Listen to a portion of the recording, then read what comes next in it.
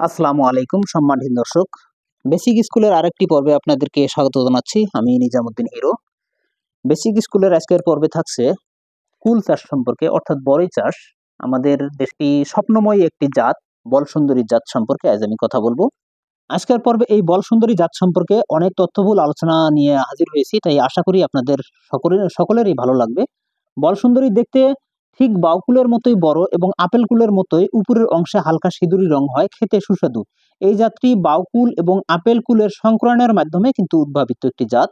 স্থায়ীভাবে এই বড়ই বা কুলকে বলসুন্দরী বলা হলে এর প্রকৃত নাম বাও থ্রি, অর্থাৎ বাও তিন, বাও BAU, বাংলাদেশ এগ্রিকালচার ইউনিভার্সিটি। এই বাংলাদেশ এগ্রিকালচার ইউনিভার্সিটি অর্থাৎ বাংলাদেশ কৃষি বিশ্ববিদ্যালয় থেকে এটি কিন্তু উদ্ভাবিত একটি জাত। এটি কোনো বিদেশি জাত নয়। 2012 সালে বাংলাদেশ কৃষি বিশ্ববিদ্যালয় জার্মা প্লাজমা সেন্টারে নতুন এই জাতের বড়ই অথবা কুল উদ্ভাবিত হয়। কৃষি বিশ্ববিদ্যালয়ের কৃষি অনুষদের বর্তমান dean professor doctor Mohammad Abdur Rahim sir ও তার ছাত্র ডক্টর মনিরুজ্জামানের সমন্বয়ে নতুন এ জাতের কুল উদ্ভাবন করেন। নতুন এ জাতের বাউকুল 3 অর্থাৎ বলসুন্দরী 2015 সালে দেশের বাজারে বাণিজ্যিকভাবে চাষাবাদের জন্য উন্মুক্ত করে দেওয়া হয়। আর একটি কথা না বললেই নয়, একসময় ফেসবুক কন্টেন্ট ক্রিয়েটর এবং ইউটিউবার এবং নার্সারি ব্যবসায়ীদের চটকদার বিজ্ঞাপনের ফাঁদে পড়ে লক্ষ্য বেকারদের পূর্ণিমার চাঁদের মতো স্বপ্ন দেখার মতো কিন্তু অবস্থান তৈরি হয়েছিল এই বলসুন্দরীর। কিন্তু বেশিরভাগ উদ্যোক্তা তাদের জীবনে নেমে আসছে আমানিশার অন্ধকার। তাদের জীবনে কেন অন্ধকার নেমে আসছে এই সম্পর্কে আজ কথা বলবো এবং এর বিস্তারিত প্রতিবেদন রইল আজকের এই পর্বে, তাই আশা করি সাথেই থাকবেন। আসসালামু আলাইকুম। ওয়ালাইকুম সালাম। দেখ, আজ আমি আসলাম এখানে এই বলসুন্দরী জাত যে চাষি, তার সাথে আমি কথা বলবো। ভাই, আপনি একটু আপনার পরিচয়টা দর্শকের কাছে একটু তুলে ধরবেন আপনার। এটা তাল আজকে 5 বছর দিছি। আপনার নাম কি ভাই? আমার নাম আমরুল। এটা কোন জায়গা? এটা কাঠারবিল নদী পার হয়ে আসতে হয় এখানে, চৌধুরীপাড়া বলে। এখানে আমি আজ আসছি আমিরুল ভাইয়ের এই যেটাকে বলে আর কি বাও থ্রি মূলত এটা ওই বাউকুল এবং আপেল কুল এই দুইটার জিন সমন্বয়ে তৈরি, কিন্তু এটা আপেলও নয় আবার বাউকুলও নয়, বাও থ্রি। এটা বাংলাদেশের গবেষণা, এটাকে বলে বলসুন্দরী জাত। এই জাত সম্পর্কে এই ভাইয়ের সাথে আমি কথা বলবো। ভাই, কত বছর ধরে এটা চাষ করতেছেন আপনি? এটা করবেন আজকে 5 বছর, আবার আপেল করবেন 9 বছর। আপেল করতেছেন 9 বছর, আর এটা 5 বছর ধরে করতেছেন। তাতে আপনি এই গাছগুলোয় 5 বছরে প্রথমে আপনার কি অবস্থা হয়েছিল, লাভ লস? প্রথম বছর ফল হয়নি, বাগান গাছিলাম, বাগানের টেহা পাচ্ছি, গাছ খালি কোনো সাজি উঠছিল। তারপরের বছর থেকে বেচা শুরু হয়েছে। এখন আপনার কি পরিমাণ তাতে লাভ মনে হইতেছে আপনার? এখন বছরে মনে করেন লাভ করলে কামলার খরচ বেশি, ওটা হিসেব করি, তাতে এটা দিয়ে পুষে আর কি কোন রকম লাভ হয়। এই যে আপনারা দেখতে পাচ্ছেন, এই যে দেখেন ভাই, একটু ক্যামেরাটা ঘুরাই দেখবেন যে কি পরিমাণ কুল আর কি বড়ই, যেটাকে আমরা বলি, কি পরিমাণ বড়ই ধরছে। এই একটা ডালেই 2 ফিট 3 ফিট পরিমাণ একটা ডালের মধ্যে আমি লক্ষ্য করতেছি প্রায় 10 কেজির মতো এখানে কুল বড়ই ধরে আছে আর কি, 10 কেজির মতো এরকম। তাতে আপনার একটা গাছে কি পরিমাণ বড়ই আছে? বড়ই মনে করেন 160টা গাছ আছে। 160টা গাছ? না, এটার মধ্যে 60টা গাছ আছে।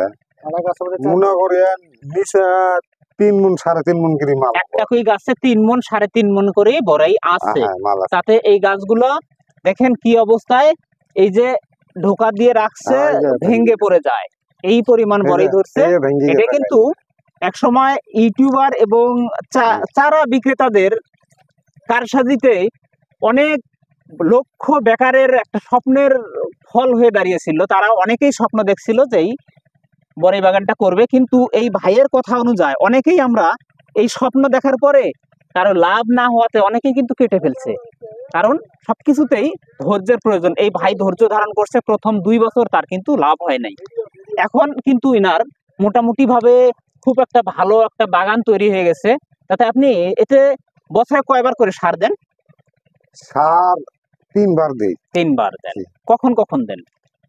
এটা মনে করিয়া আষাঢ় শ্রাবণ মাস থেকে শুরু হয়।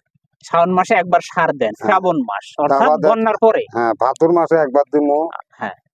তারপরে পরে যখন আটকা শেষ হবো হ্যাঁ। আবার সার আর দিমু। আরেকবার দিবেন। মূলত দিতে বড় হয় বন্যার আগে একবার, বন্যার পরে একবার। বন্যার পরে হ্যাঁ। তিনবার দেই, আগে বন্যার না। পরে, বন্যার হ্যাঁ। আগে অবশ্যই একবার দিতে হয়, 3বার সার দিতে হয়। তাতে এটা মিষ্টি কিরকম ভাই? এটা মিষ্টি আর কি, পেট ভরতে জান আগে খেতে পারে, পেট ভরতে যা লাগে খেতে তা পারে। খাওয়া যায়, এরকম একটা বড়ই। এটা কিন্তু খুব একটা মিষ্টিও নয়, আবার অসুন্দরও নয়, এটা একটা সুস্বাদু জাত আর কি। মিষ্টি পাকলে বড় মনে করে মিষ্টি আপনার লাগে। ওই যে পেটের ক্ষুধা অনুযায়ী খাওয়া যায় আর কি। না, ক্ষুধা না, তুলনা পেট অনুযায়ী- ভরা থাকলেও তুলনা পরে অনুযায়ী এটা দামও খাবো। কম, হ্যাঁ। বাজারও ভালো। তাতে এখন আপনার এই বড়ইগুলো কেনার জন্য কই কই থেকে ক্রেতা আসে? দেয়ানগঞ্জ থেকে আসে, ইসলামপুর থেকে আসে।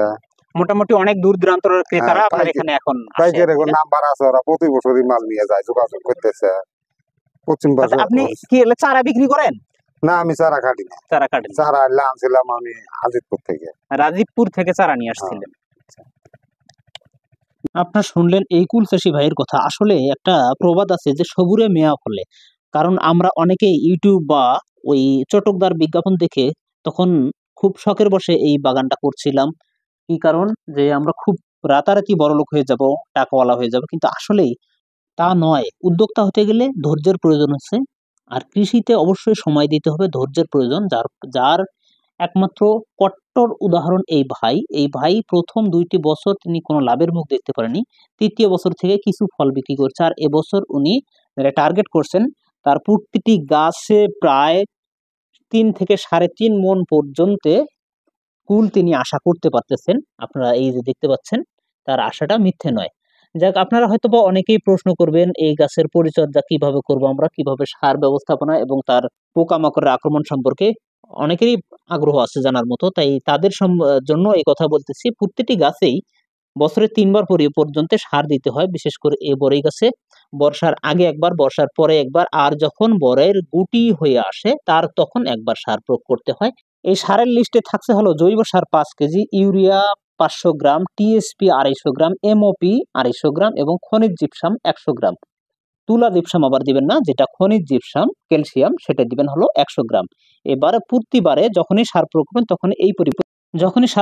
তখনই এই পরিমাণ সারগুলো অবশ্যই প্রতিটি গাছের গোড়ায় মাটির সাথে মিশিয়ে দিবেন। আর পোকামাকড়ের কথা বলতেছি, এই গাছে তেমন কোনো পোকামাকড়ের আক্রমণ হয় না। তার মধ্যে হলো বিছা পোকা অর্থাৎ শুঁয়ো পোকা, যেটা পাতার উপরে ঢেউ খেলে বেড়ায়, পাতা ছিদ্র করে, এই পোকাটা, আর মিলিবাগ, এই 2টি পোকা আক্রমণ করে। এই 2টি পোকার জন্য একত্রে আপনি 48 ইসি অর্থাৎ ক্লোরোপেরিপস আর ইমিডাক্লোপিড এই জাতীয় ঔষধগুলি, এই 2টি ওষুধ একত্রে করে স্প্রে করবেন। সর্বোচ্চ 3 থেকে 4 বার, প্রতি সিজনে 3 থেকে 4 বার স্প্রে করলে ইনশাল্লাহ আপনার সমস্যার সমাধান হয়ে আসবে। দর্শক, আজকের পর্বে বিদায় নেব এখানেই। কেমন লাগলো অবশ্যই কমেন্টে জানাবেন। আর যদি আমার ভিডিও আপনার ভালো লাগে তাহলে অবশ্যই আমার চ্যানেলটিকে সাবস্ক্রাইব করবেন। আর যদি আপনি আমার ফেসবুক থেকে দেখে থাকেন তাহলে অবশ্যই আমার চ্যানেলটাকে ফলো দিবেন।